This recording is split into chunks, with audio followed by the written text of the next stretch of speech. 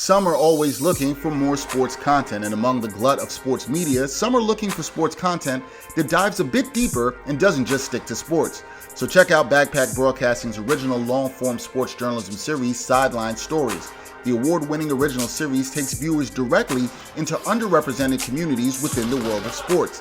It's a series that goes beyond traditional sports reporting, like box scores and statistics, presenting exclusive stories that you won't find anywhere else. With a diverse group of correspondents, the series provides interviews and interesting stories around the world of sports, because there is so much beyond the game, and so much that occurs off the field or court that impacts each of us and the world we live in. Giving a voice to athletes, coaches, fans, and everyone involved in athletics, Sideline Stories looks to push sports storytelling further than ever before. It's a winner of the 2020 Independent Shorts Awards, and all episodes of Sideline Stories are available for viewing today on Backpack Broadcasting's YouTube channel and Facebook page.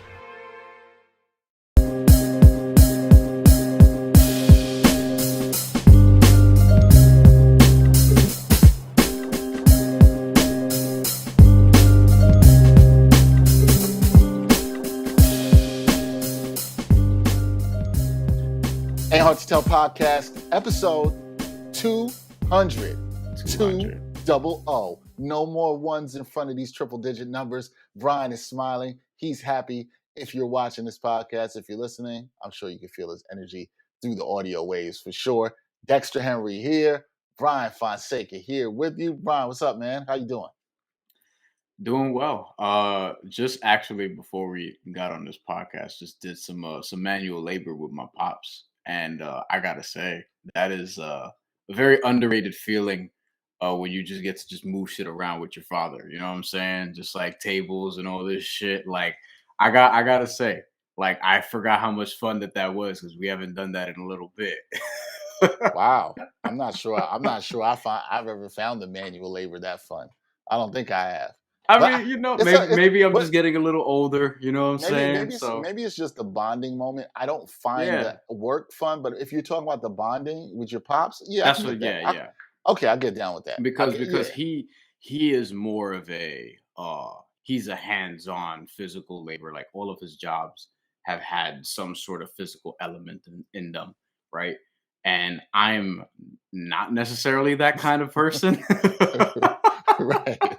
in terms of my work life, physical, we can get into that in other contexts, but like physicality in this guy. But no, it was cool. It was a lot of fun, and just overall doing well. I gotta say, work wise, probably as optimistic as I've been in a while right now. So I think things are moving. Well, speaking of things moving, as we start, we're going to celebrate a lot with 200, and we'll get into some topics here later. But we should let the people know Brian has a new show out with our boy Timmy, Bahamian brother. That I don't know. They have a title for this show that I don't necessarily agree with. It should just be called #We Love the Heat, #Heat Culture, #Two Dudes from the Caribbean Sea. It should be something like that. But they got a new show. Tell the people about the new show, man. The show is, and I open myself for all the jokes here because it is on the 5 Reasons Sports Network, and we had our fun, like Brian's a Heat fan and all this shit, and it happened in the group chat or whatever. Wait. Don't be saying we had our fun like it isn't. No, true. I said we've had. I meant we've had our fun, and we still are. Evidently, yes. But you know what? I guess I just decided to lean fully into it. But no, on a serious note, 5 Reasons Sports does a great job, and for me, I after my last work experience, which we've talked about up here a couple of different times, I've recognized, especially now, the importance of wanting to do things with people and brands and businesses that you really fuck with, right? And for me, I like what I'm doing at FanDuel, and I like what I'm going to be doing at FanDuel. Latino Rebels, you already know. I've been doing some stuff there, and a lot of stuff that I'm proud of. And then 5 Reasons Sports, I like what they're doing, and they're a South Florida brand, but they're also expanding. Evidently, because I'm from New York, Timmy's from the Bahamas. The show that we're doing is called the Bahama Rican Boys.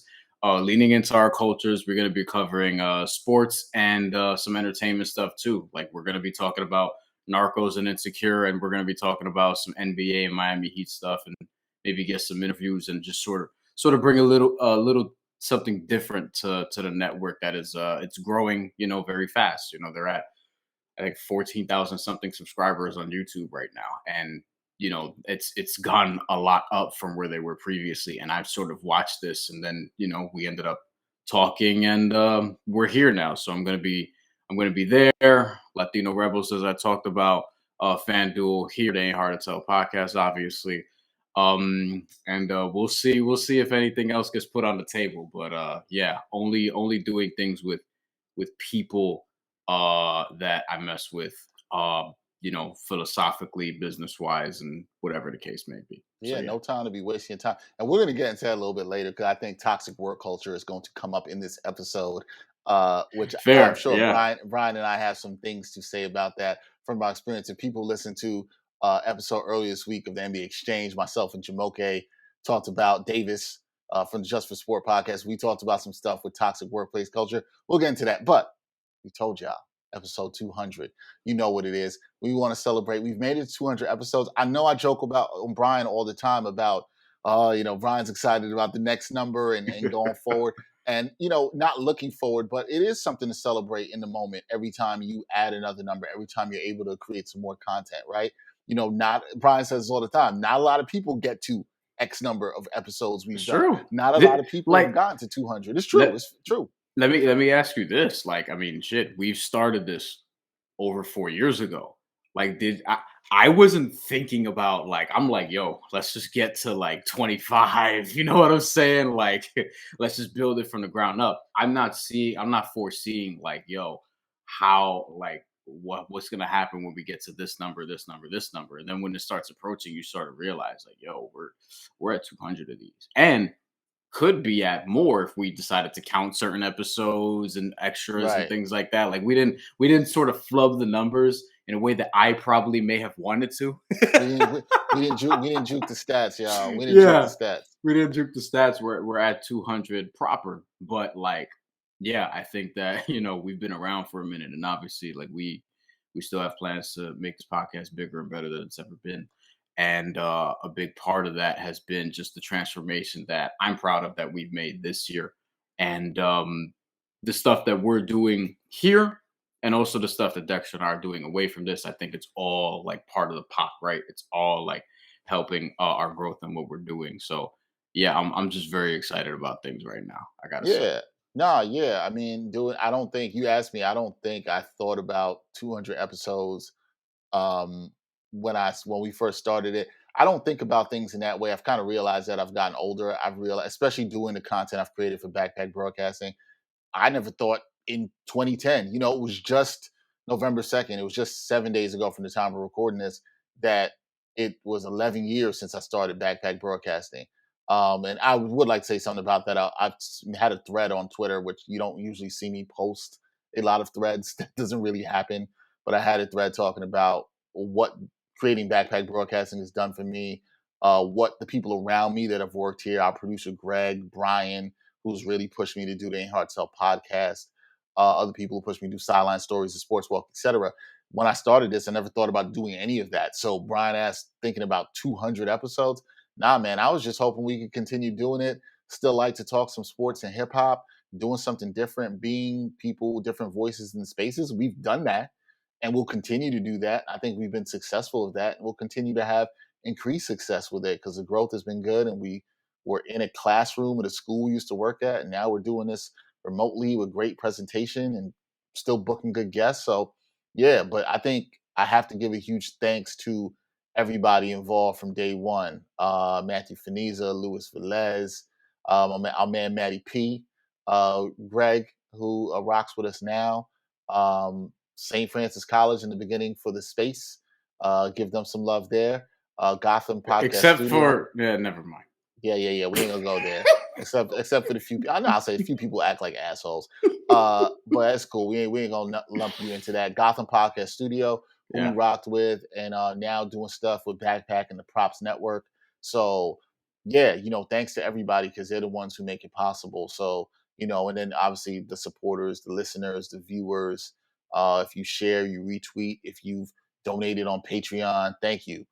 We appreciate that immensely. We would not be here without you. So 200 episodes, as we told y'all from the jump, man. We just trying to keep it real. Now, this episode, it's going to be a lot about people not keeping it real. Some people who were lying to the people. But before we get to that, you know what? I thought about this for this episode and this theme, and I was like, I was watching a commercial for a particular food establishment today, and it made me think about my first time trying this food establishment because everybody was like, "Yo, this is good. You got to try it.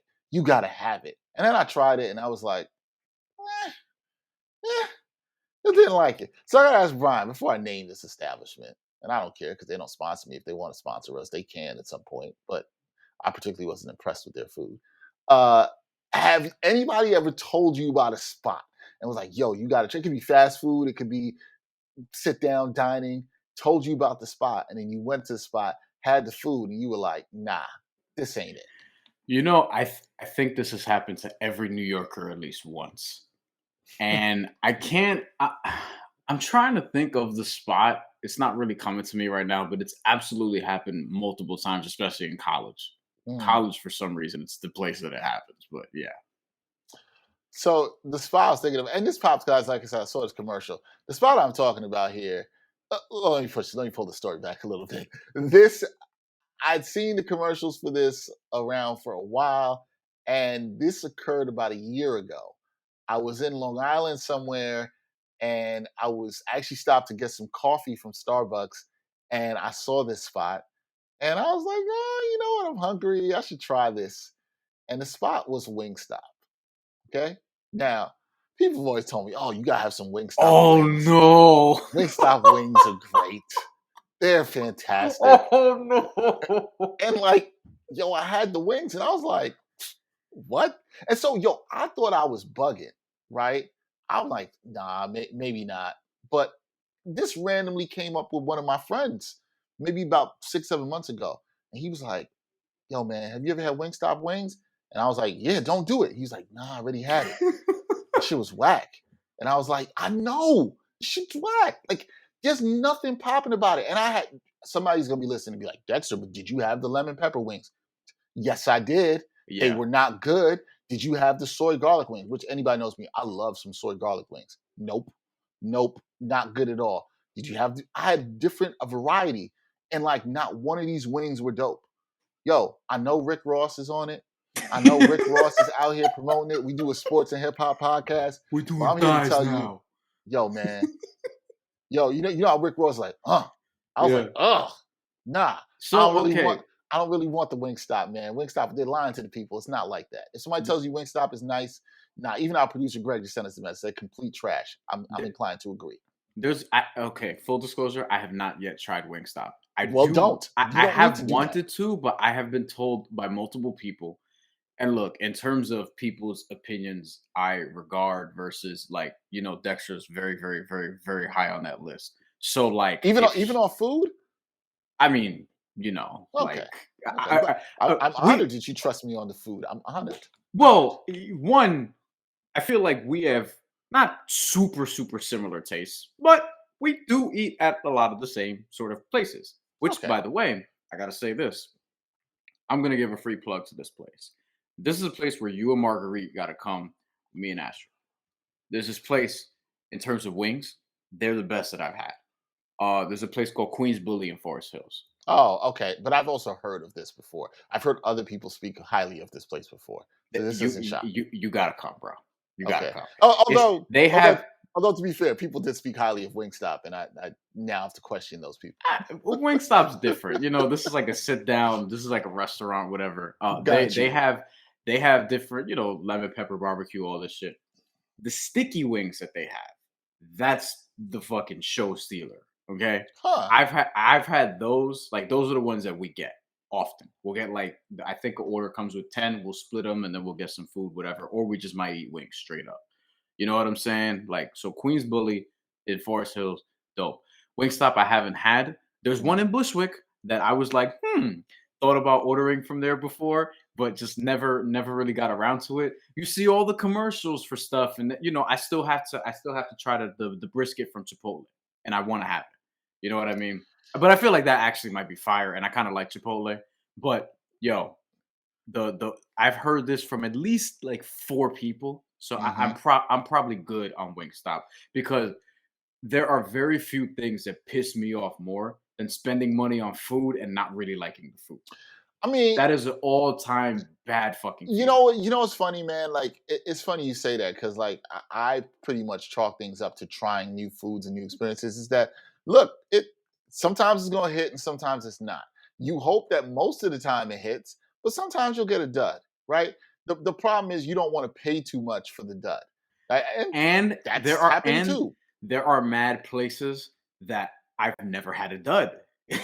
You know what I'm saying? Yeah, Like I've never had a bad like this is not even I'm not even trying to say like this restaurant is like, in the top 1% or whatever the case may be, but like I've never had a bad meal at Bear Burger, for example. You know what I yeah, mean? I mean, and I'm trying to think about even in like sit down spots or like Bear Burger's a fast casual spot, right? Like, there's not. I can't think of too many duds. Wingstop was absolutely a dud, and I don't know if it's because I kept Did seeing you the finish the meal? commercials. Did you finish the meal? Did I tell you how bad it was? The answer is no. The answer is no. The answer is no. See, if you don't finish the meal, Yo, like you know how, I've had I'm gonna I've tell you, had something before where I've like it was not what I thought it bro. would I be, had but like got I like could finish 40 it. wings, man. I had got like 40 What? wings. This was for the family. This wasn't just for me. People out there, so pump your Oh brakes. Yo, I'm gonna tell you how you know the wings wasn't popping. My daughter didn't care for them. That's how you know. no. That's how you know. Okay, so wait, this is important. What did you do? What did you do after? Like, did you get like because you had to eat? You still had to Yeah, eat. yeah, yeah. So here's the thing. I didn't want to be wasteful. I try not to be wasteful, as I'm sure you do as well, Brian. That's what I'm I saying. try That's not. why I asked you if you So finished it because I we're like, yo, we pay for this shit. Fuck it. I Like, reluctantly put it back in the fridge and was like, all right, tomorrow, the next day, I might get a little hungry and, I'll try to eat it. And I did. I mean, I don't want to say that the wings, I know Greg and I were a little harsh, calling it complete trash. You can eat them. It's not like it's not like it's doo-doo in your mouth or something. You know what I'm saying? But like, they don't live up it's, to the name though. nah, I don't live up to the name. They It's ain't like, wings that stop you. You know what I'm yeah, there saying? ain't wings you should stop for again. You know what I'm saying? It was like a clear never again for me. Like this, we're not doing this again. Like I finished it, and I think I munched on it through the next day while I was watching some sports or something because I had to get some protein in the body. So Yeah. I did that. And But if you're yeah, hungry, certain food could just taste better if you're hungry, right? yeah, you'll get through it. But nah, never again. Wingstop ain't like Were, that. I had definitely better wing spots than that in my life. were the fries, nothing was Oh, redeemable. the fries were extremely lackluster. No, no, no, no, Like, no, yo, no. there are places where like you go out to eat whatever, and there are certain like you order different things, and there are certain places where I'm like, okay, this was okay, but yo, the fries are really good. Like they'll Yeah, have like but that one really there redeeming was thing. nothing I would go back for. I'm being serious. Like, there's nothing I would go back for. And like, I feel like the people that really like Wingstop, and I'm not even trying to shame people, but it's like if you really like Wingstop, I just feel like you haven't had enough good wings in your life. And I say like you just need to eat better wings. I'm not shaming anybody. I'm just saying you might Yeah, think something is really good until it happens with all of us. We grow, we experience something a little bit better, a little bit more diversity in our palate. I'm not shaming anybody. You just maybe should eat some better wings. And no, because I had the better wings, I knew this wasn't really shit. That's all. best wings I've had definitely Queens Bully, like I mentioned, and also O'Neill's in Maspeth, which they used to have this wing night promo thing where I went to high school in that area. So it was like a spot you can go, and it was something like 25 cents a wing. So you could get 20 wings for like $4, and y'all could split amongst people at a table, I whatever. It was had one of those deals. It was actually where we saw the horrible but somehow still entertaining 2011 national championship game between UConn and Butler. oh The Kemba Walker, Shabazz Napier, like that. We saw it from there. I remember we were like juniors in high school, and it was like, yeah, the wings were fire well, at least you had good wings. You know what I had that night? I had a Wingstop, not good wings at all. though. Best thing about that night was probably the alcohol I drank to wash the taste of those wings away.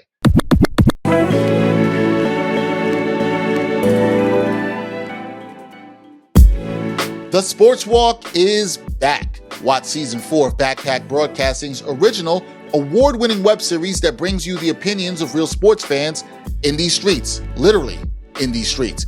The first 3 seasons and current season with new episodes every Monday are available now on the Backpack Broadcasting YouTube channel. Check out the 2017 NYC WebFest official selection and see what other sports fans have to say on the hottest issues in sports today. It's easy, y'all. Just take the sports walk.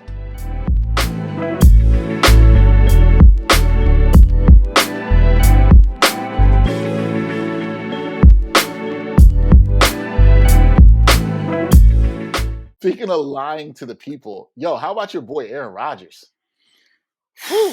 Is he my boy? I mean, your boy. I like him as a football player, but holy shit! Like, set the table first. Set the table for this. Okay, like if you've been under a rock, you haven't heard. It came out. Aaron Rodgers got COVID, and we wish anybody that's had COVID, or somebody who's had COVID, get better, please. Aaron Rodgers was thought by many people in the media to have been vaccinated. And the reason being, when he was asked if he was vaccinated, back, I believe this was Bryan at the beginning of training camp, I think this was, when he was asked that, he said, I was immunized. Not necessarily the same as being vaccinated for COVID-19. If someone asked me, hey, are you vaccinated against COVID-19? Yep, got my 2 jabs, I'm good, right? If somebody asked me that and I said I'm immunized, I mean, that's true. I am immunized because I've had vaccination shots for measles, mumps, rubella, all sorts of stuff, right? That's been happening. So you've been immunized, but you haven't been vaccinated against COVID-19. So Aaron Rodgers was deceitful with the words. And for more on this, I encourage people, if you haven't seen this week's episode of the Sports Walk, Matthew Robeson, writer from the Daily News, took the Sports Walk, and he kind of got on Aaron Rodgers about this, and Kyrie Irving, as he should. But he's out here lying to the people. And here's what bothered me, B. This is what bothered me about this. The Packers were in on this too. They were also lying to the people. They were in on this because of Aaron Rodgers, it appearing or being told that he was vaccinated. He was walking around the practice facility with no mask. If you are vaccinated, you can walk around practice facilities as an NFL player without a mask. But Aaron Rodgers was not vaccinated. He was walking around endangering the lives of others. The Packers knew this. Aaron Rodgers then went on, I'm forgetting what the podcast name was. I don't remember what it was. But Aaron Rodgers, McAfee Show. Pat McAfee Show. Thank you. Yeah. Aaron Rodgers went on Pat McAfee Show and talked about how he had been taking homeopathic treatments and had told the NFL that this should count as a vaccination and asked them for it. And the NFL actually looked into this, which I was like, why? Why did they even look into this? All the NFL had to respond and say was, hey, did you get one of 3 things? Did you take the Johnson & Johnson? Did you take the Pfizer? Or did you take the Moderna? And Aaron Rodgers would have said no. They should have just said, all right, well, you're not vaccinated. It was that simple to me. There was nothing else beside that. But here's Aaron Rodgers getting the benefit of the doubt, probably because he is Aaron Rodgers, and the NFL entertained this. And he said he took these homeopathic, can't speak, treatments here. And who did he get the advice to do these homeopathic treatments from? Joe Rogan. Joe Rogan. And this is why I would like to ask Aaron Rodgers. Why did you take advice on COVID treatment from Joe Rogan? I mean, there's things I might ask Joe Rogan about. How to host a game show, how to host a podcast. Pretty good podcaster, right? Got some following. But COVID? You're going to ignore the experts? You're going to ignore the science? You're going to ignore the research? And then you're out here arrogantly lying to the people? And then on the Pat McAfee Show, talking about you don't want to be caught up in the woke agenda and all this other nonsense. And it's like, because people were roasting you? Like now, whenever you get roasted and people come at you, it's like, oh, that's cancel culture. Oh, that's part of the woke agenda. No, you just did some dumb shit. And we're going to laugh at you about it because some dumb shit. Like, that's it. But my thing is, forget all that. Aaron Rodgers is out here, was endangering his teammates. He got COVID, could have spread it to other teammates who were at him hanging out for Halloween and other stuff like that. And he's lying. Now, here's what angered me even more, Bryan. And I had to pull this up to make sure. Aaron Rodgers got fined, right? This just came down before we recorded this podcast. Aaron Rodgers got fined $14,650. The Green Bay Packers got fined $300,000. Darren Rovell, shout out to him for this tweet.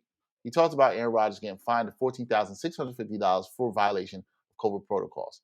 Based on his $22.4 million salary, That's the equivalent of finding the average American $33.80, which is to say, yo, Aaron Rodgers laughed at that amount of money. It's Yeah. nothing. This isn't going to deter him from lying again. And then the Packers, they don't get punished in any kind of serious way. They don't $300,000. They don't lose any draft picks. Nothing else happens. We're just going to go on about this. Joke. That's all I have to say. Yeah. Joke. Absolute joke. It's weird because so y'all listen to the show. I obviously have talked about listening to Levitard.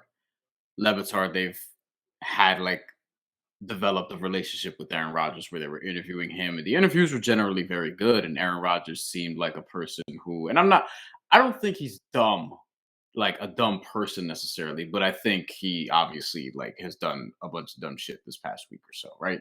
I think both those things could be true.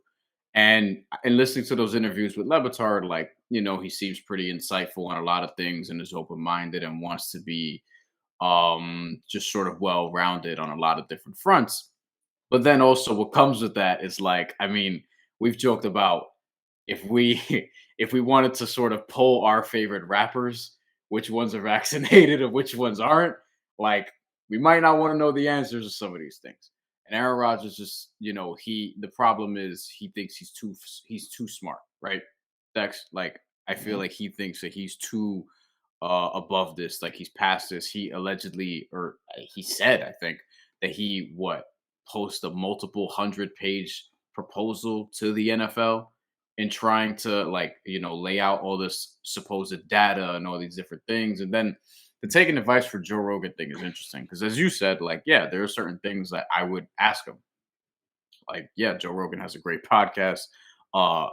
He is one of the best mixed martial arts analysts ever, and I very much enjoy when he can break that down. Mhm. But and I was somebody who I would listen to his show sometimes when he'll have a mixed martial arts focused show, or when he'll have one of his comedian friends like a Joey Diaz or a Whitney Cummings or an Annie Letterman, et cetera, et cetera. But when he would have some of these, right wing dudes, you know what I mean? Then I would be like, oh, okay, it's the both sides thing. And look, there's being open minded, but then there's giving certain people like Alex Jones a platform to where it's all right, this dude is very serious, and then trying to make Ben Shapiro seem smarter than he is, which he's not. Giving Candace Owens a voice. We can run Tim Pool. You could run down the list of all these people that I probably shouldn't even be mentioning by name, but I'm doing so anyway.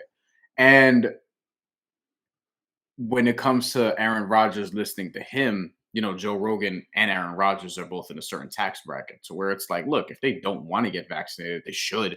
But if they don't want to get vaccinated, yes, they can get horse dewormer and all this other shit that allegedly works, which, is not really advised by the CDC. So they shouldn't be trying it anyway because they don't know what the long-term effects are, which then raises the question, why are you comfortable putting horse dewormer in your body as opposed to just getting a vaccine? Why is that better for you as opposed to just getting a shot or a couple shots or whatever the case may be? It doesn't make any sense. But yeah, listening to Joe Rogan, who is somebody who has said a bunch of different times on his own podcast, look, I'm not that smart. I just listen to whoever.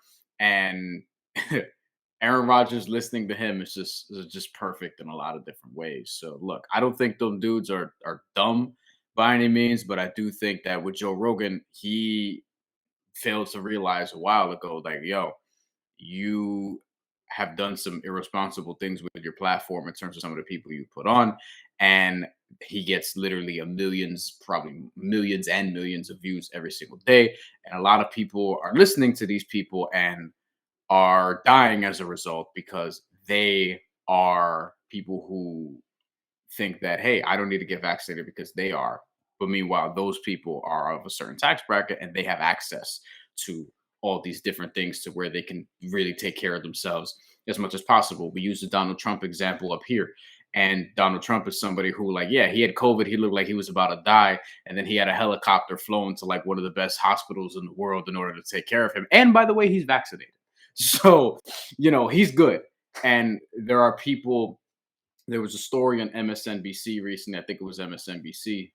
Correct me if I'm wrong, where they were talking about the new faces of COVID deaths. The last 100,000, 200,000 or so. And their lead was Southern, rural, young, and white. And that's very different from when in the very beginning, it was people that looked like Dexter and I who were dying from this. And that's because a lot of us have learned we're getting vaccinated. And a lot of those people think that they can listen to people like Aaron Rodgers and Joe Rogan, et cetera, putting out misinformation, thinking they can get away with it when they don't have the money or the resources to do so. And that's what's killing a lot of people in a lot of different places in this country. So yeah, it was disappointing to see Aaron Rodgers do that. And then in hindsight, you kind of realize like it wasn't totally surprising either. But it's unfortunate, and I would just say we'll see what happens from here. Yeah, I don't want to call anybody dumb, but I think at this point where we're at, and I don't want to belabor this too much, but just ignoring the science is ridiculous. He also brought up as his argument, Aaron Rodgers did, that when I speak of the he, that basically like what good is the vaccine if people are still contracting COVID? And it's like, yo, man, nobody's ever said that. Nobody ever said take the Bradley vaccine. Beal. That was You Bradley wouldn't get Beal's it. That was point, Bradley too. Beal's point Yeah. too, right? And like, dude, it's like I have to look at you at least being dumb on this issue because nobody's ever said that. It has been said and it has been proven that it slows the spread. And if you get it, there's a really important thing that will happen for when you say if you get the vaccine and if you still get COVID, there's this really big thing that could happen. You likely, very likely won't die. That Yeah, is it's huge. literally like 99.9%. Right. 97% of those people that are being hospitalized right now with COVID-19 are people who have not been vaccinated. I'm sorry, does anybody want to be hospitalized? Nah. Like, one, you don't want COVID, and you damn sure don't want to be hospitalized by COVID. So it's like, yo, what are you doing? According to the CDC, unvaccinated are 11 times more likely to die than people that who are vaccinated. That's huge. Like, and if you think that's a lie, if you don't believe that, all right, show me the credible evidence, right?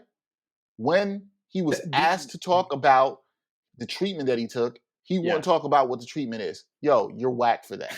Whack. But that's the thing. It's like he thinks that his quote unquote evidence is credible. Like whatever he's presenting to the NFL Okay. and all that sort of thing. Like that, but that's the thing. Like some of these people, I'm not calling them dumb, but they're not as smart as they think they are. Both those things could be They're true. not. I'll say they're not smart on this issue. Kyrie Irving is in the same category, right?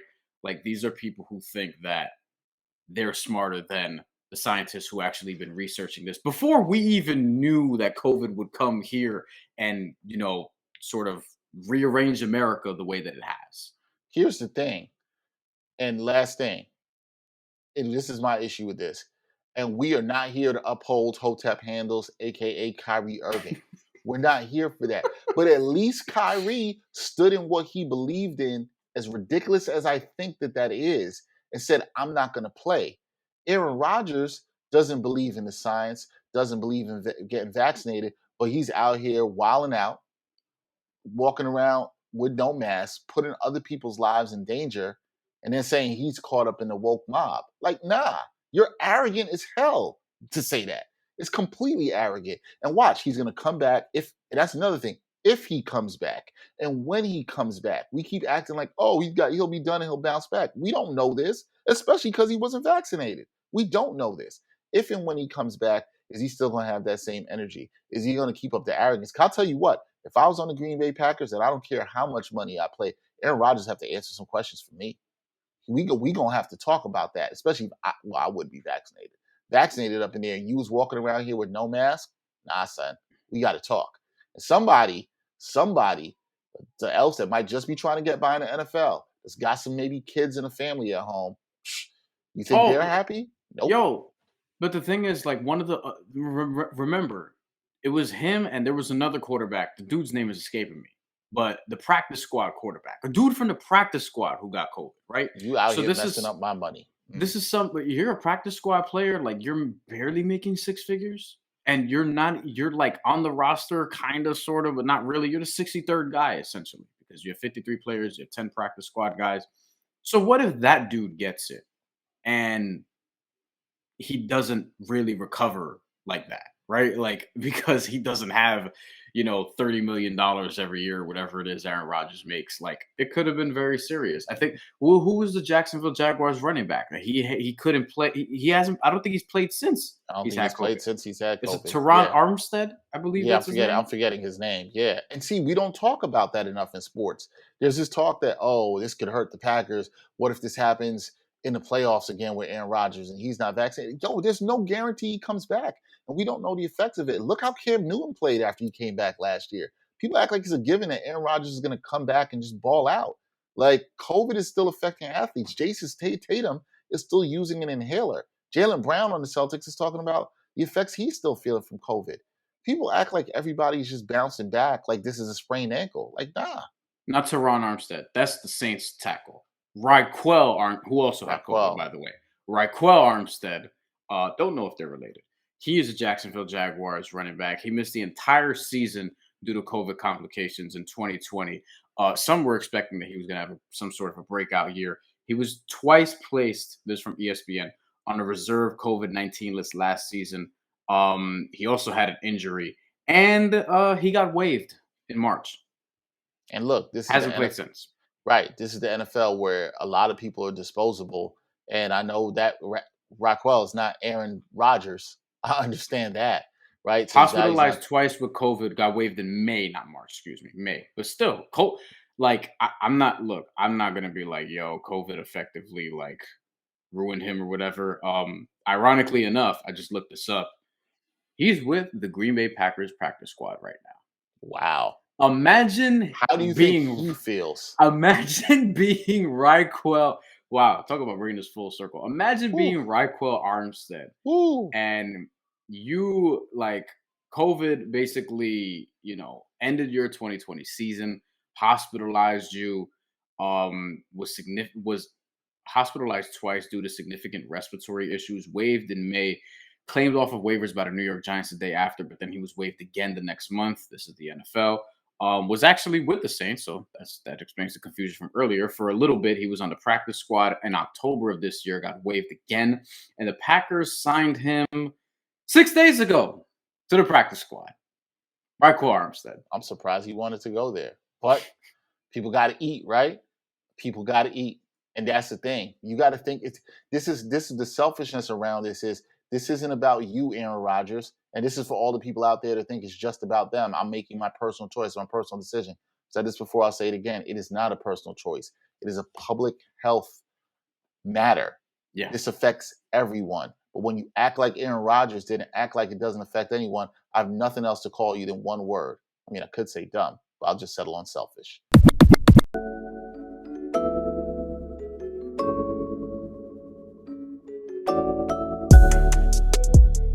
Backpack Broadcasting continues to bring you the best original sports content, but now you can get more of the content you love.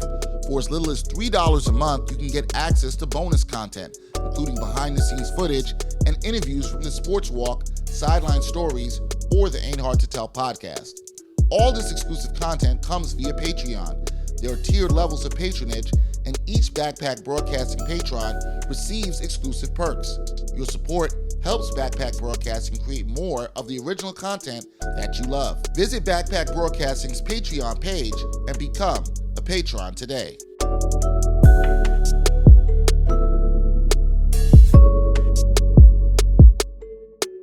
Keeping it to football. We don't talk too much football on here. But Brian, see the drama going on in Cleveland? Odell Beckham Jr. out of there. Now he's just cleared waivers. He's free to sign with any team. And there was all this talk about OBJ after he's, leaving Cleveland and the drama surrounding it. So I got to ask, do you think OBJ is cooked? Because I don't think so. He's still got something left to give. I don't see that this man is cooked. I think that, so it's weird because he's 29. I feel kind of split about this, right? He's 29, which is not old, but in the NFL, sometimes it is, right? We've seen wide receivers slow down at just weird rates. And with Odell Beckham, I look at the production and it's like, wow, he's really taken a dip from where he was, 3, 4, 5 years ago. But you look at some of the film And for whatever reason, Baker Mayfield and him like just have never developed chemistry. It's one of the oddest things that I've probably seen in football. And he's not, because Baker Mayfield's not a bad quarterback by any means. I don't know how good he is. I don't know how great he is, but he's not a bad dude by any means. And right now he's playing injured. But Odell Beckham is not really getting targets, and then you see clips surface online. He's wide open in a lot of different spots. Other dudes, because Odell Beckham like works hard and is one of those guys, like other dudes like him, and free OBJ and all this shit. I think Justin Jefferson had a free OBJ shirt or free Odell shirt. The receiver from the Minnesota Vikings who played at LSU like Odell Beckham, not together, but fraternity. And I think that the Randy Moss comparison, I wouldn't make it necessarily because I don't think it's quite the same, but it wouldn't surprise me if it played out that way. Now, Randy Moss, we remember, obviously, was one of the best receivers ever with the Minnesota Vikings, went to the Oakland Raiders, where had a couple of years, and then toward the end, it was like didn't really have a good quarterback, was frustrated. People were writing him off. They didn't think he was that good anymore. And then he went to the New England Patriots and had the 23 touchdown season, terrorized my then and Dexter's then New York Jets for multiple seasons, and was one of the best receivers ever once again before, bouncing around a little bit to end his career. But could I see that play out with Odell Beckham? I don't know if it's going to be to that same extreme, 23 touchdowns the very first year, playing on a team that goes undefeated all the way to the Super Bowl and loses. But I do think that if he gets in the right situation, maybe the Rams with Matthew Stafford being one of them, maybe the Baltimore Ravens, which is the one I'm sort of pulling for. With, I'm hoping. Even as a Steeler fan, I still kind of want to see it. Yeah, I like still want to see it. I feel like it would be a lot of fun. By the way, I think the Steelers would be wise to investigate, what they can do with Odell Beckham there as well. Arizona with Kyler Murray, like there are a lot of different teams who could try to make this work. Green Bay actually is another one where Seattle's another one. Seattle's another one. You know what I'm saying? My boy Geno Smith was cooking last time they were playing. Russell Wilson's back, so we'll see what happens there. But I just want to point out that Geno Smith has the record this year. Most completions consecutively to start a game. You know what I'm saying? So okay, maybe next year he gets an opportunity to battle for a legit starting spot and stop backing up guys who barely get injured. But anyway, I think Odell Beckham could suit any number of teams, and I think it could play out very, very well for him. I'd be alarmed if his lack of production continues elsewhere, and I do think that him leaving Cleveland is a situation where it's a win-win for both sides because clearly it wasn't working, and I think the Browns are still good enough to win and win fairly big, meaning they can get to the playoffs and maybe win a game. I still think that's possible. It may be in the cards. Baker Mayfield's injury does scares me a little bit, but I don't think Odell Beckham leaving is going to affect them in any great way. So we'll see.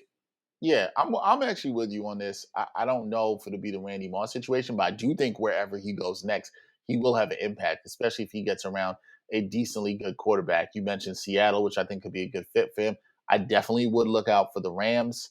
I can tell people this. I know OBJ likes LA. He would like to be in LA. I think that's a place he would like. That's a report, people. That's a report. That's not a report. Don't put that on me. I've heard that from people close to him.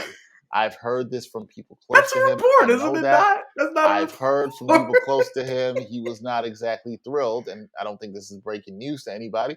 He wasn't thrilled about going to Cleveland. But who is thrilled about going to Cleveland? It's Cleveland. Yeah. Okay. Like it's Cleveland. LeBron didn't even want to stay when he went back. You know what I'm saying? Look at where LeBron has ended up playing a good amount of his career to Miami and LA. So there you go. No, I can see OBJ bouncing back. I don't think he's cooked. I still think he has a lot to give. I just don't think he was happy. I think he needs to be in a place where he's happy in terms of living and playing. It's just like anything else around work. We'll get to that later. And who knows? Maybe OBJ was just in a toxic work environment and he needed to get out. And now that he's free, he might be able to thrive. That happens for a lot of us. Just saying. It does. It really happens. All right. Speaking of toxic work cultures. Man, the story that dropped last week around the Phoenix Suns. We were expecting this. This had leaked. There was somebody that broke. I'm forgetting who it was. Who broke the story about this story coming out? I'm forgetting who actually had broke the story or leaked that story's coming. I can't even remember now. That it came. It was Jordan Schultz. Jordan Schultz, I believe, broke the story of this story coming out. I don't know if I would say he broke the story. He didn't break the story. He let the okay. Let's just put it like this. He let because he did something else after this drop where I was like, I don't know about this one. I'm not even aware of that. It doesn't even matter. It doesn't even really matter. Anyway, there was a story by Baxter Holmes at ESPN, which was a really, really I would say fantastic piece in terms of reading and investigative reporting. It's fantastic, but disturbing with the details in it, talking about the racism and sexism allegations against Suns owner Robert Sarver. I will not go into everything. There are things that are quite ridiculous through the story that Brian and I probably would just have our jaws dropped to this to a degree. And you're just disgusted at some of the things we've said. Cliff notes, Robert Sarver using the N-word, sometimes directly to Black employees. Robert Sarver passing around pictures of his wife, which was ridiculous. We'll get to her in a second. Robert Sarver possibly allegedly intimidating female employees who work for the Suns. And to Baxter Holmes' credit, in terms of the investigative journalism, interviewed over 70 current and former Suns employees. It's a lot of people to talk. And most of the people, they would not go on the record, right? They would not put their name on this. But Earl Watson, former coach, did. Corliss Williamson, former assistant coach, did. And I think there's something to be noted about this. I talked about this in the NBA Exchange, where there's clearly what financial security can afford you. The reason a lot of people may not speak out about things in the toxic work culture is because they're not trying to lose their job. And when you speak out about things in toxic work cultures, and I'm saying this and I'm speaking about this from experience, real experience. I know this from the last place that I worked at, where it's a toxic work culture and you speak out about certain things. Same. And it was not valued. It was not heard. It was not listened to. And this happens a lot for Black and brown people and also women in many toxic work cultures. So there's a lot of pushback where sometimes it's like, well, these people didn't put their name on it. No, I understand why, because those people are still trying to eat and they know what the culture is, that they don't listen to them.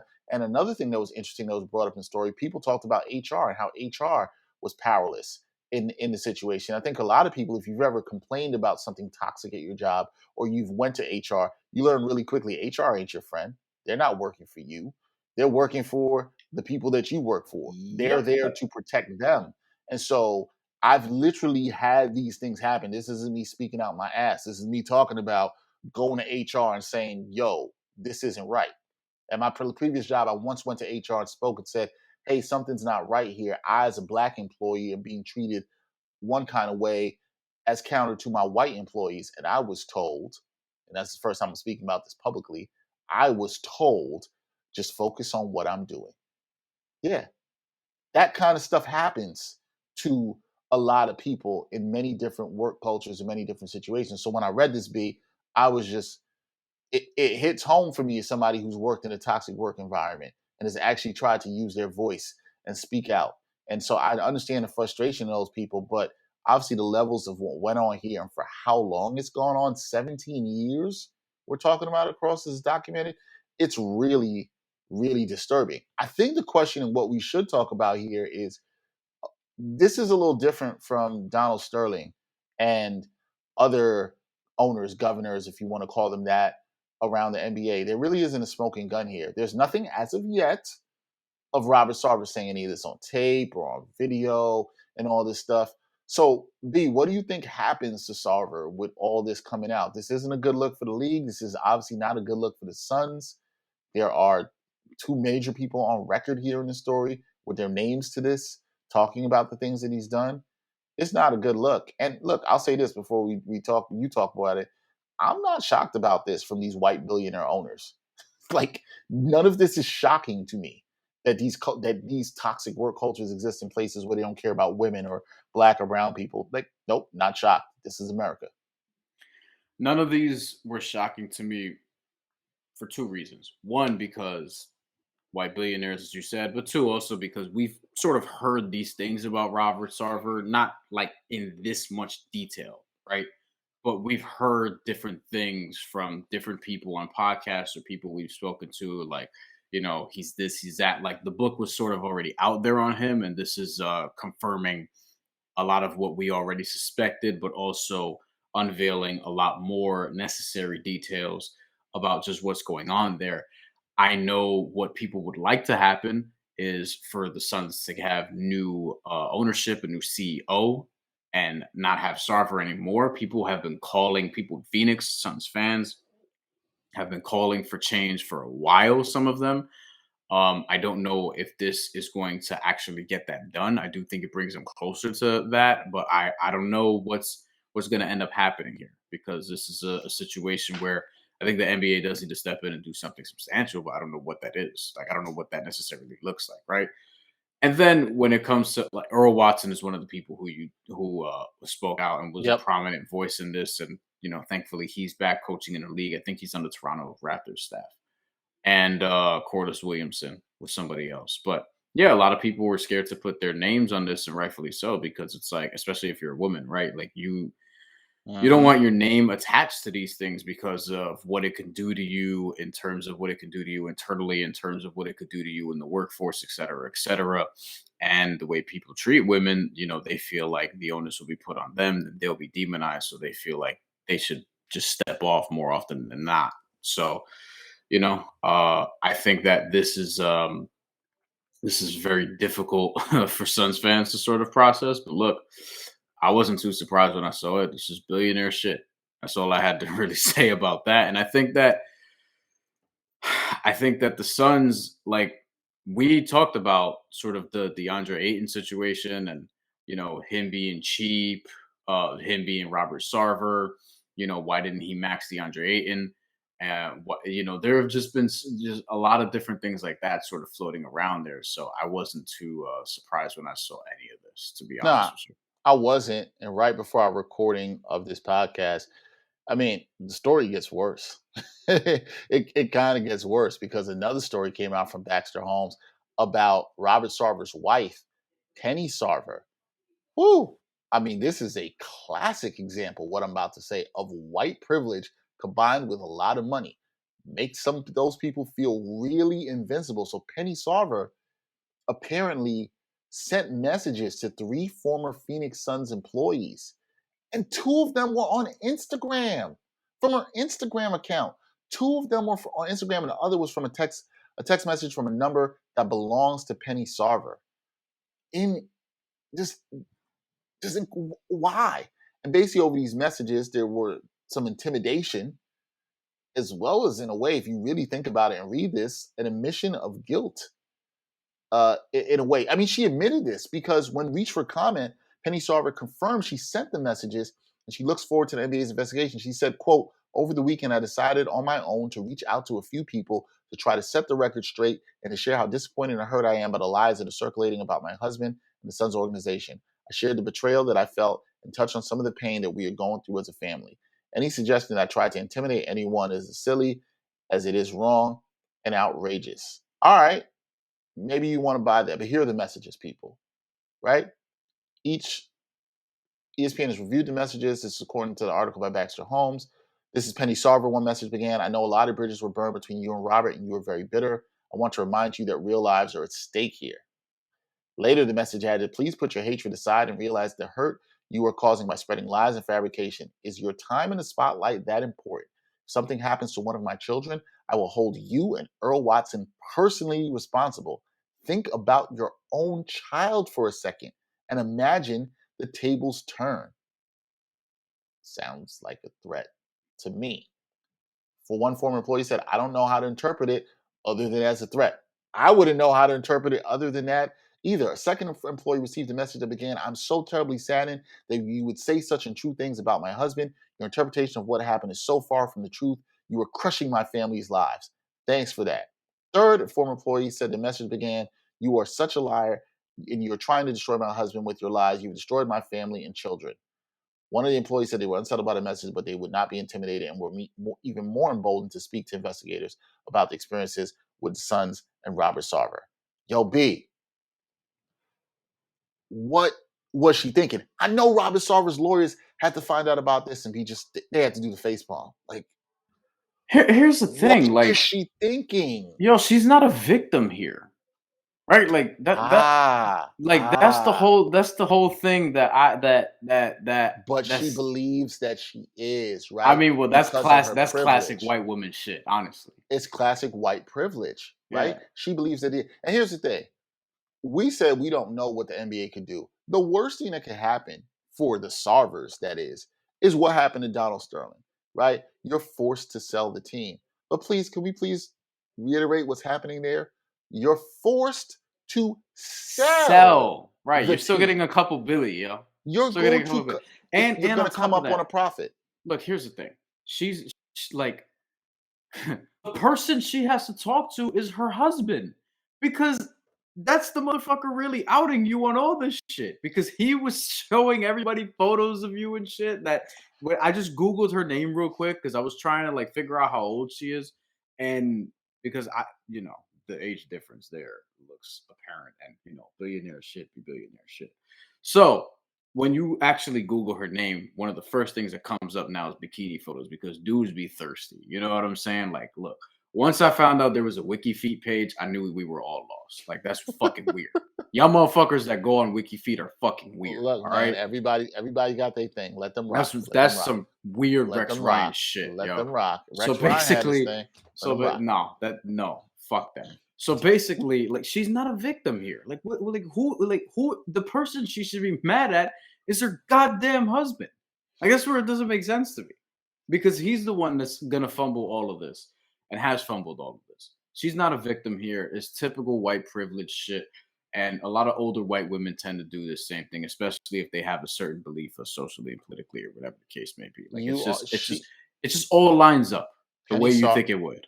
Penny Sarver, I believe there was intimidation in those messages. Yeah.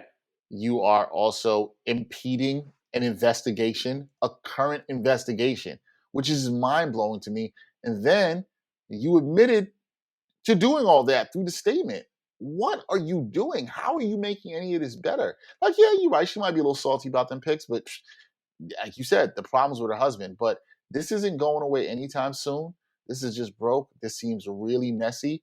And look, can't say we're shocked, folks. Nah. This toxic work culture is all over the place. And if you think this is the only owner in the NBA or only front office running things like this, no. There's rampant toxicity in terms of race, in terms of misogyny, all throughout America. We all know this because we've worked at places like this. And you know what? Not everybody speaks out. I'm not shaming anybody for doing that. Not everybody gets to choose their freedom. Not everybody's fortunate to do that. That's a privilege for some people. Not everybody's fortunate to do it. But people are dealing with this every day. And there's coming a reckoning. And if we're going to actually have a reckoning, then we have to look at these cultures and places we work in. But you know who it's on? It's on the people in power. That means you, white people. That means you need to do better if you really want to do better. That means you, men, you need to do better by women. White people, you need to do better by people of color if you really care about them being included in your place. Not just diversity, because you heard the thing that Robert Sarver had a statement there. Oh, we've done more to hire more black people than anybody else. It's like, what does that matter if the people aren't comfortable being there? That's the thing I always say. You can hire as many black and brown people as you want. If they're not comfortable being there, you talk to them like you own them, nobody cares. These problems continue over and over again. And then you have people like Penny Sarver doing what we talked about this whole podcast, lying to the people. And I will only add two more things. One, in terms of the HR point you made earlier, because I forgot to say this. The person that worked at HR, or the head of HR, or the last place that I worked at, yeah, she was not helpful at all. And I'll just leave it at that. And two, I think Penny Sarver is also mad about that other detail that was in the story that we're not going to get into here, because because I think she mad that the streets know she got some skills, B. You know what I'm saying? Look, man, like you said, I'm going to keep it real what you said. You can't be mad, just be mad at your husband. He's the one wilding out. And I find it hard to believe you didn't know that's how he was. You knew how he was. Like, yo, I'm not telling nobody none of that stuff. You know what I'm saying? Like, I'm not sharing those details with people. But billionaires are wired a different way because Sarver wants to be cool. I've seen broke dudes trying to be cool, wired like that, and talking about their dealings with women because that's just a part of toxic masculinity. Here, yes, I agree. I'm more so saying it.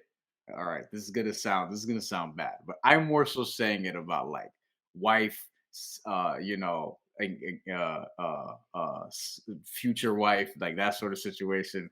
If you're just playing around, you know what I'm saying? Like, I feel you on if you're that. just But playing around, clearly, dudes clearly, sharing details, whatever. I'm clearly, not he's not again. respecting that woman in that relationship. Right. So to your point, right? I'm not that person. Look, women do it amongst each other too, right? It's just something that we do as people. I'm just saying, if you're married to the I person, get your or point. if you're planning on Yes. getting, like, if that person's the one, like, nah, don't be sharing them details with your homies. I don't do that. But if you just kind of kicking it, you just messing around, ladies, gentlemen, whoever, right, you know what I'm right, saying? right. I hear what you're saying. The nature of the relationship matters to there. But look, It's like what did Nas say? Was it at the end of, I don't think it was Nas, but it was at the end of You the Man, It's Stillmatic. Where does Bond, yo, I had her down on my shit like nah, that's Street Dreams, man. Oh, Street Dreams? Yeah. That's Street Dreams. No, You're the Man had another skit. That's why I'm getting them confused. That was Street Dreams. Oh man. Or I got a story to tell. Lots of stuff. He wasn't talking about right. the one. You know what I'm right. saying? Like, that's the kind of conversation I'm talking about. When you just getting with the homie. He ain't doing that. I feel you. I feel you in that. Well, it's gonna be a lot going on with Robert Sarver. We'll see how that plays out. I don't think it's gonna end well. All right, that's a wrap for this podcast, episode 200 of the Ain't Hard to Tell podcast. Thank you again to everybody for their support. Please continue to support us. Hit the subscribe button on whatever streaming platform it is you listen to. Leave us a nice review because we're great. Should leave us like 200 reviews since it's 200th episode. We wouldn't mind that at all whatsoever. But one of the things we want to get back to talking about is supporting us. You want to support the Ain't Hard to Tell podcast. You want to support the great content that is out here at Backpack Broadcasting. Support our Patreon page. For as little as $3 a month, you can become a patron. We want to thank our patrons who have been supporting us. We absolutely appreciate everything that you've done. The patrons really help us be able to create more content. This isn't easy. This isn't what we get paid for by somebody else. We don't have a million sponsors, but we got you the people. And y'all can help us out a little bit. Donate what you want, donate what you can, and help us out there. As I said, thank you to those who donate and make this possible and help us through Patreon. So visit our Patreon page. And as I said, thank you to all our patrons as we will continue to hopefully have 200 more episodes. So for this episode of the Ain't Hard to Tell podcast, where we keep it real and talked a lot about other people lying, we won't do that. We'll continue to keep it real. He's Brian Fonseca. I'm Dexter Henry. And until next time, y'all, Shoot. Peace.